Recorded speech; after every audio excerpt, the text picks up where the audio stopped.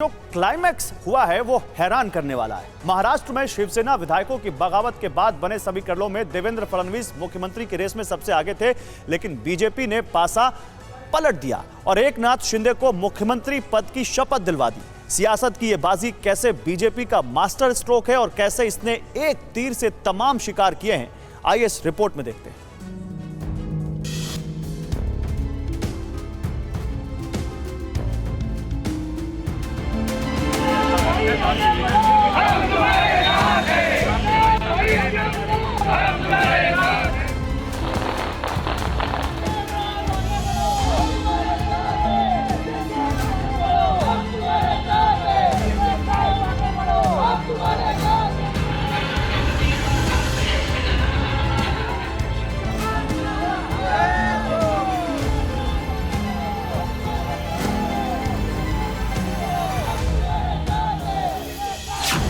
मी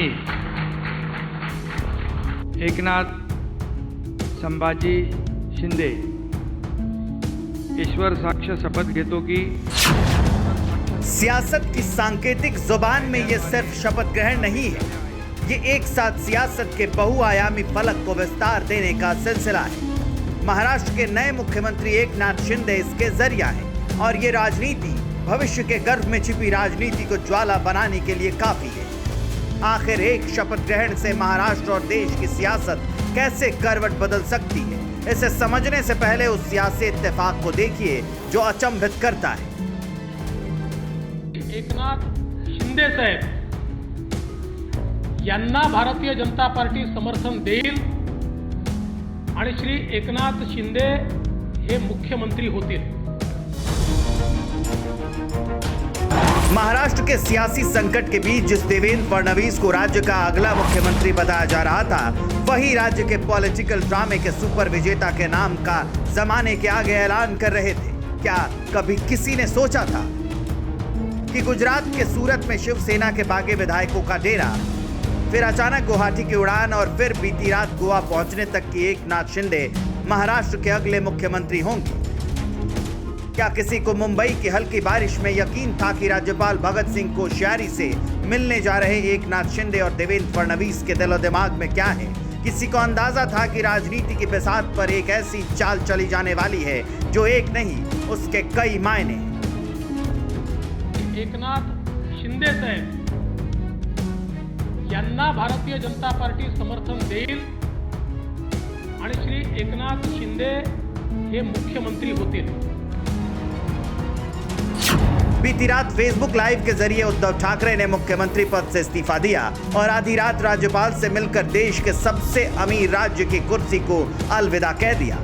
लेकिन राज्यपाल के घर से निकलते उद्धव ठाकरे को अंदाजा भी नहीं था कि अगले 18 घंटे बाद शिवसेना का पूरा वजूद धाराशायी हो जाएगा।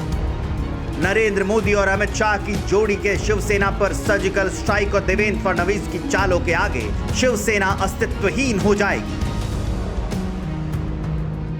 शिवसेना और बाला साहेब ठाकरे की पहचान थी हिंदुत्व, लेकिन एकनाथ शिंदे के मुख्यमंत्री बनने के साथ ही उद्धव ठाकरे के हाथ से ये एजेंडा भी रेत की तरह फिसल गया। ऐसा इसलिए हुआ क्योंकि अपने बगावती दिनों में एकनाथ शिंदे बार बार यही दोहराते रहे कि महाविकास आघाड़ी में शामिल उद्धव ठाकरे ने अपने हिंदुत्व से समझौता कर लिया। हिंदुत्व के आक्रामक तेवरों के बगैर शिवसेना कैसी और किसकी?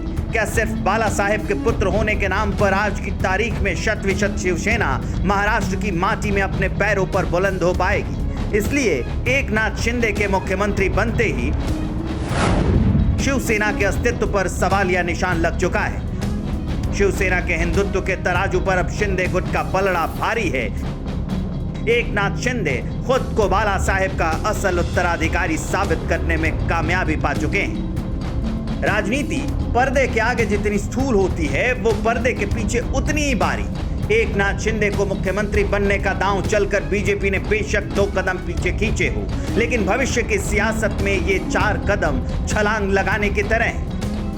ऐसा क्यों? इसे ऐसे समझिए, जिस बीजेपी पर आरोप लगते थे कि वो सत्ता की भूखी है, आज एकनाथ शिंदे के बहाने ये दाग धुल गया। शिवसेना के विधायकों के बगावती दौर में उद्धव के चाणक्य संजय राउत बागियों को गद्दार, बेकाऊ, बिकी आत्मा बताते रहे। आज बीजेपी के शिंदे काट के बाद उनकी बोलती बंद हो। बेशक उद्धव सेना कह रही है कि यह महाराष्ट्र की सत्ता पाने का खेल है, लेकिन सच ये सवाल या निशान है कि आखिर शिंदे गुट असली शिवसेना है या उद्धव गुट। उद्धव ठाकरे के सामने सबसे बड़ा सवाल है कि वो बाला साहेब की शिवसेना पर अपना हक कैसे जताएं।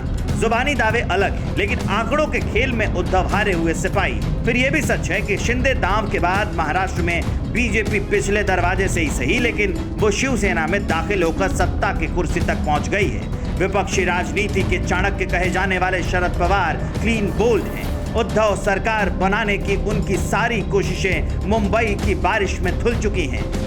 उनकी राजनीतिक रचना महाविकास अघाड़ी के वजूद पर अब संकट के गहरे काले बादल हैं। उल्टे झारखंड और राजस्थान जैसे राज्यों में जहां बीजेपी विरोधी पार्टियां सत्ता में हैं और वहां सियासी कुलबुलाहट की अटकलें हैं, वहां बीजेपी ने महाराष्ट्र में बड़ा दिल दिखाकर असंतुष्टों को जोड़ने का अदृश्य दांव चला है। लेकिन अब जरा समझिए कि आखिर महाराष्ट्र के जरिए बीजेपी ने क्या क्या हासिल किया है।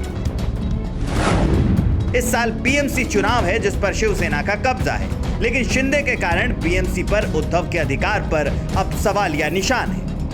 राष्ट्रपति चुनाव होने वाले हैं जिसमें एनडीए के नंबर बढ़ गए। शिंदे गुट के कारण बीजेपी उम्मीदवार के राष्ट्रपति बनने का रास्ता और साफ हो गया।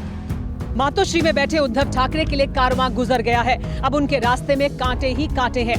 कल तक वो शिव सैनिक जो एकनाथ शिंदे और उनके साथ गए विधायकों के पोस्टरों पर कालिक पोत रहे थे, वो एकनाथ शिंदे के मुख्यमंत्री बनने के बाद क्या करेंगे, ये बड़ा सवाल है। शिव सैनिकों को संदेश साफ है, उद्धव ठाकरे की जगह मुख्यमंत्री तो शिवसेना का ही सिपाही है। शिव सैनिकों के लिए सवाल सिर्फ ठाकरे परिवार से निष्ठा का है और यहाँ महाराष्ट्र की राजनीति दोराहे पर खड़ी है। बगावत के दिनों में उद्धव मुख्यमंत्री पद बागियों को देने के लिए तैयार थे, जबकि बागी बाल ठाकरे में पूरी आस्था दिखाकर उद्धव ठाकरे से महाविकास अघाड़ी छोड़ने के लिए कह रहे थे। ये सियासत के सिक्के के दो अलग अलग पहलू थे, जिसे शिव सैनिक जैसे देखेंगे बाला साहेब की शिवसेना का महाराष्ट्र का वजूद उतना ही रहेगा। गोवा से सुमेरा खान, मुंबई से अभिषेक उपाध्याय के साथ ब्यूरो रिपोर्ट, TV9 भारतवर्ष।